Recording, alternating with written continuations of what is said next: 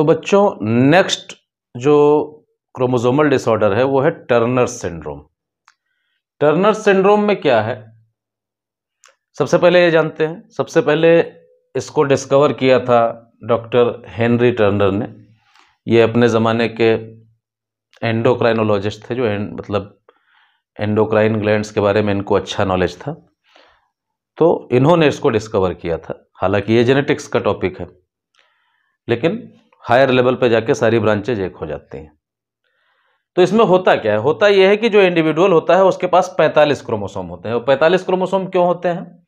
क्योंकि एक क्रोमोसोम का एब्सेंस होता है, due to absence of 1X chromosome. 1X chromosome इसमें से एब्सेंट होता है। पर्सन इज स्टेराइल, जो पर्सन होगा वो स्टेराइल होगा, स्टेराइल फीमेल होगा। और ओवरीज कैसी होंगी? रूडिमेंट्री होंगी। रूडिमेंट्री मतलब फंक्शनल ओवरीज नहीं होंगी, गैमेटोजेनेसिस नहीं कर पाएंगे। Lack of secondary sexual character, तो ये फीमेल होगी लेकिन फीमेल के जो सेकेंडरी सेक्सुअल कैरेक्टर्स हैं वो एब्सेंट होंगे। तो इसमें क्या होता है, टोटल क्रोमोसोम क्या होंगे? 45 होंगे। जैसे अगर मान लो नॉर्मल फीमेल है तो उसके पास टोटल क्रोमोसोम कितने होंगे? 46। अगर नॉर्मल फीमेल है तो टोटल क्रोमोसोम कितने? 44 ऑटोसोम प्लस XX, ये नॉर्मल है।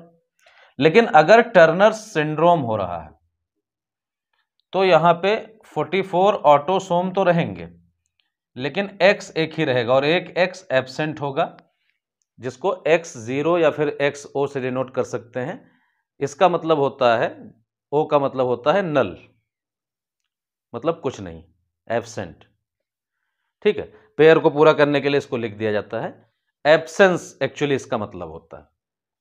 तो अभी टोटल क्रोमोसोम कितने हो गए? नॉर्मल में 46 हो गए और टर्नर सिंड्रोम में 45 हो गए।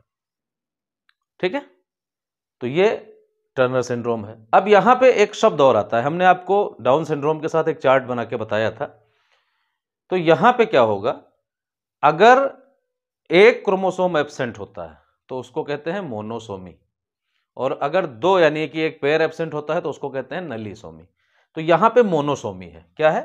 Monosomy, absence of 1 chromosome, monosomy. लेकिन कौन सा क्रोमोसोम की? किस नंबर की? X की, कोई दूसरा नंबर नहीं। किसकी? X की। मोनोसोमी ऑफ X क्रोमोसोम, मतलब फीमेल ऐसी है जिसमें एक X क्रोमोसोम लैकिंग है। अब इसके पीछे जो कारण होता है वो क्या होता है? इसके पीछे कारण गैमेटोजेनेसिस में होता है, नॉन डिसजंक्शन।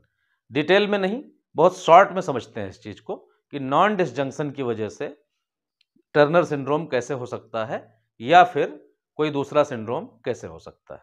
देखते हैं जल्दी से।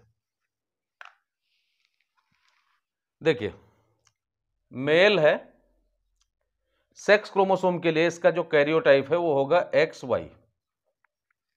ठीक है, और फीमेल है, सेक्स क्रोमोसोम के लिए जो कैरियोटाइप होगा वो होगा XX। अगर नॉर्मल सेपरेशन होगा तो जो गैमीट होंगे, यानी कि यहां पे क्या बनेंगे? स्पर्म्स बनेंगे। इधर क्या बनेंगे? स्पर्म्स बनेंगे। कितने टाइप के? 2 टाइप के। 50% स्पर्म्स में क्या होगा? X क्रोमोसोम होगा और 50% स्पर्म्स में क्या होगा? Y क्रोमोसोम होगा। अब यहां फीमेल में भी अगर नॉर्मल सेपरेशन हो तो 50% में एक X क्रोमोसोम होगा और अगले 50% में दूसरा X क्रोमोसोम होगा। लेकिन यहां पे केस क्या पढ़ना है आपको? यहां पे केस पढ़ना है नॉन डिसजंक्शन का। किसका? नॉन डिसजंक्शन, यानी कि सेपरेशन नहीं हो पाया।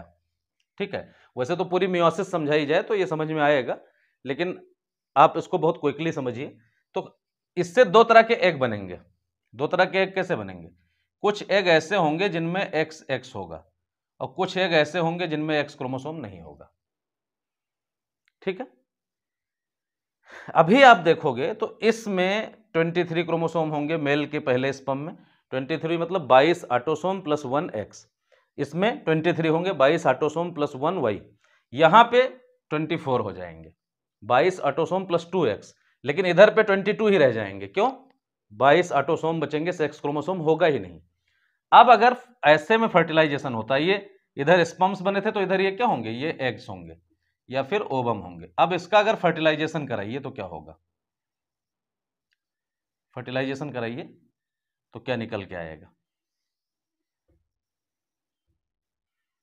4 पॉसिबिलिटीज हैं, वही थोड़ा सा नीचे लिखते हैं, वही थोड़ा नीचे कर देते हैं और एक्स यहाँ कर देते हैं। स्पर्म 2 तरह के हैं, ठीक है। अब 4 पॉसिबिलिटीज हैं, देखिए क्या पॉसिबिलिटी है, एक्स और ये दोनों एक्स, एक्स एक्स एक्स। बेटा ये स्पेशल केस होता है, ट्रिपल एक्स फीमेल होती है, आपको नहीं पढ़ना है। ट्रिपल एक्स फीमेल ये भी डिसऑर्डर है। यहां पे कंडीशन क्या होगी, एक्स ओ या फिर एक्स जीरो, एक्स नल। ये कैसा सिंड्रोम होगा, ये टर्नर सिंड्रोम होगा, जिसके बारे में पढ़ा अभी आपने। ध्यान रखना है कि ऑटोसोम इंटैक्ट रहेंगे, 44 इंटैक्ट रहेंगे, प्लस एक्स ओ होगा, मतलब टोटल 45, ओ मतलब कुछ नहीं। यहां पे क्या होगा, एक्स एक्स वाई, ये होगा क्लेनफेल्टर सिंड्रोम। क्लेनफेल्टर सिंड्रोम, इसके बारे में इसके बाद पढ़ोगे आप। टर्नर सिंड्रोम अभी पढ़े हो। और आखिरी ये कॉम्बिनेशन होगा वाई ओ। ये इंडिविजुअल वायबल नहीं होता है, नॉन वायबल, ठीक है। तो वायबल ही नहीं होगा तो बात ही खत्म। तो ये कंडीशन होती है नॉन डिसजंक्शन की वजह से, ठीक है। अगर नॉन डिसजंक्शन के बारे में बहुत ज़्यादा जानकारी आपको चाहिए तो कमेंट करके बताइएगा, मैं एक सेपरेट वीडियो बना दूंगा, क्योंकि ये वीडियो बहुत लॉन्ग हो जाएगा। तो इस तरह से सिंड्रोम्स होते हैं, ठीक है। और ये टर्नर सिंड्रोम के बारे में था, और थोड़ा सा मैंने आपको बहुत ब्रीफ में नॉन डिसजंक्शन के बारे में बताया। इसके बाद आखिरी जो क्रोमोसोमल सिंड्रोम है वो है क्लिनफिल्टर सिंड्रोम। बहुत लोग लाइन फिल्टर सिंड्रोम भी कहते हैं, के साइलेंट रखते हैं। तो मैं अंग्रेजी को लेकर ज़्यादा परेशान नहीं होता हूँ, जैसा बोलना हो बोलिए, कोई दिक्कत नहीं, ठीक है। तो नेक्स्ट जो है क्लिनफिल्टर सिंड्रोम हम लोग पढ़ेंगे। Thank you.